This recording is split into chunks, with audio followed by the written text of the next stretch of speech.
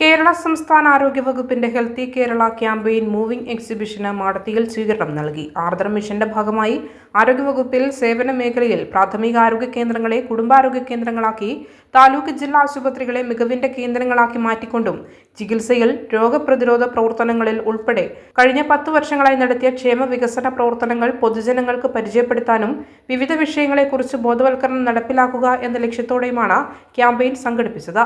ജില്ലാ പഞ്ചായത്ത് ക്ഷേമകാര്യ standing committee chairperson Bobby Ennacheri ഉദ്ഘാടനം ചെയ്തു.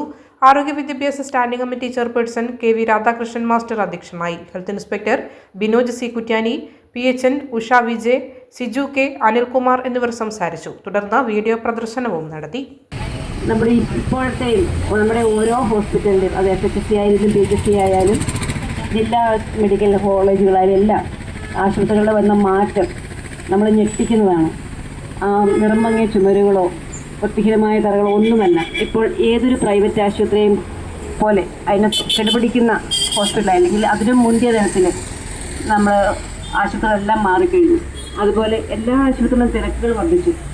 കാരണം പ്രൈവറ്റ് ആശുപത്രിയേക്കാൾ കൂടുതലായിട്ട് ജനങ്ങൾ സർക്കാർ ആശുപത്രിയെ സമീപിക്കുന്നു. അത് ഇടത്തട്ടുകാരായാലും അതിലുപരി അതിൻ്റെ മുമ്പിലേക്കുള്ളവരും സർക്കാർ ആശുപത്രി ആശ്രയിക്കുന്നു എന്നുള്ളത് വളരെ വലിയ കാര്യമാണ്. അതുതന്നെയാണ് നമ്മുടെ ഈ സർക്കാർ നേട്ടം എന്ന് പറയുന്നത്.